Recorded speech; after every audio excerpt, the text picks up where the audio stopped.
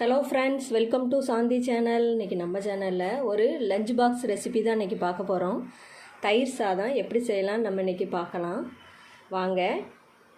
நான் இன்றைக்கி சாதம் நல்லா கொள்ளையாக வடித்து வச்சுருக்கேன். இப்போ தயிர் இதிலேருந்து ஒரு 2 கப் எடுத்துக்க போகிறேன்.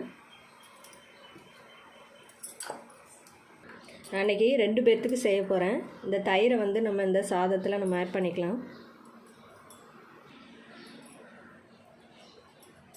இந்த சாதத்தையும் தயிரையும் நல்லா மிக்ஸ் பண்ணி விட்டுக்கிடும்.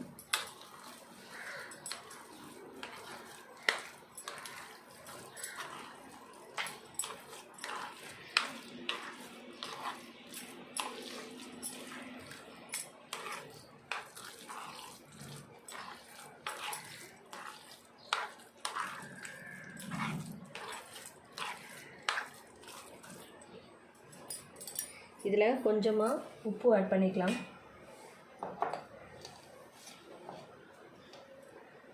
ஏற்கனவே சாதத்தில் உப்பு போட்டு தான் சேர்த்து வடிச்சிருக்கேன். இதில் கொஞ்சம் ஆட் பண்ணிக்கலாம்.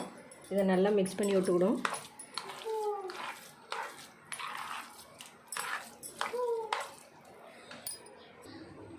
இப்போ நம்ம தயிர் சாதத்தை தாளித்து அதில் ஊற்றிக்கலாம். இப்போ நான் ஒரு கடாய் எடுத்துருக்கிறேன். இதில் நல்லெண்ணெய் ஆட் பண்ணிக்கலாம்.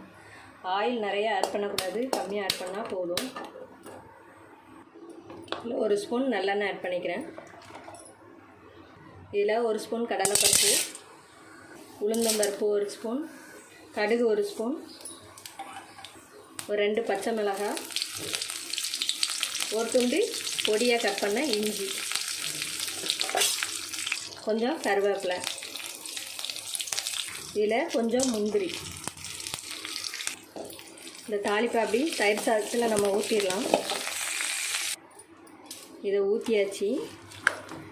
லைட்டாக கேஸில் லைட்டாக சிம்மில் வச்சு கொஞ்சம் கிளறி கொடுத்துக்கலாம்.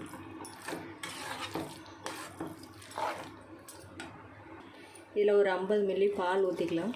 காய்ச்சி ஆறின பால்.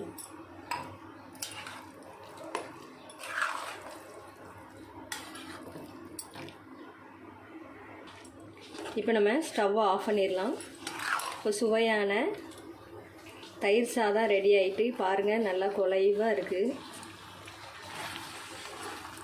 நீங்களும் உங்கள் குழந்தைங்களுக்கு இதே மாதிரி காலையில் லஞ்சுக்கு இதை ரெடி பண்ணி கொடுத்துக்கலாம். இது சூப்பராக இருக்கும்.